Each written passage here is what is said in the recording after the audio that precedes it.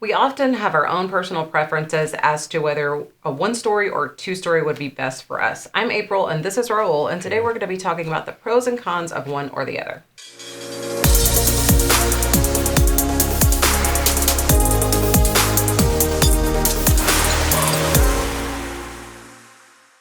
What would you say are the pros of a one-story home?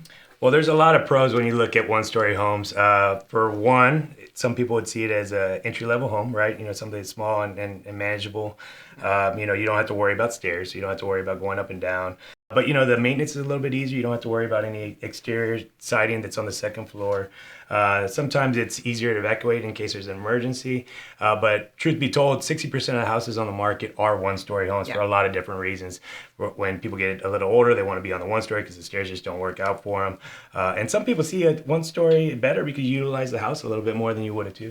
What would you say are some of the cons of a one-story? Some of the quick ones that come to mind are the fact that when you have a one-story, let's call it 1,500 or 2,000 square feet, your footprint's going to be bigger on the lot. So if you're looking for a big backyard, a one-story is definitely going to take it and cut it back a little bit. So that's probably one of the biggest ones.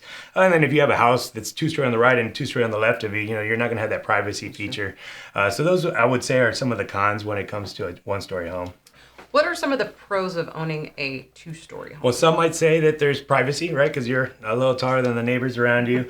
But when you go into a two-story, you have more space, right? So your entrances are a little bit more grand sometimes. Sometimes you have two staircases. Sometimes you have one. But sometimes you have a loft upstairs. So those are some of the things that are pretty good. Another thing is it's good for growing families. Because one story, you're maxed out on what you can do. Two story, you could always ease into it. You could always, use some of those extra bedrooms upstairs as a flex. But at the end of the day, it's just preference at the end of the day. What are some of the cons of a two-story? Well, some of the cons are if you have the kids running around upstairs, you're going to hear the footprints sometimes. But, you got staircases to deal with. So if you're hauling heavy furniture up and down the stairs, that could be kind of rough. Sometimes with the two-story, depending on the age of the home, you get the distribution of the AC that might not be working right. So we know that heat rises and cool air goes down. So sometimes the second floor, depending on the insulation and some of the R values, might be needing a check or might need to get the AC tuned up to redistribute that airflow. Let's talk lifestyle, budgeting, and planning when you're making that decision. What are some things that should be considered in owning a two-story versus one-story? Sure. So when you look at a two-story versus one-story, you got to look at what the reason you're buying, right? So are you a starter family that's getting into a house and we just want to see what we can get into?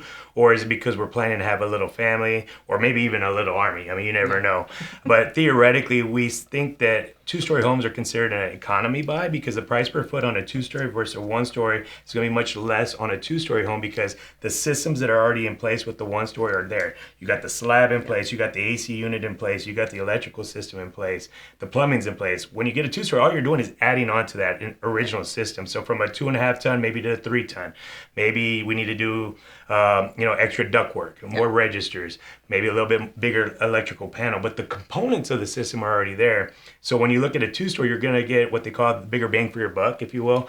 And it's really good for starting out families and trying to get you to a house that you could actually grow into. And then once you get to that point, get a little bit of equity. Typically about 5 to 7 years is kind of that turn for the first family to turn over. Then you kind of look at what you really, really want in a house because after you buy one or two, then I want this, but I don't want that. We hope this has answered some of your questions on buying a one versus two-story home. Thank you very much. Y'all have a blessed day. We'll talk to you soon.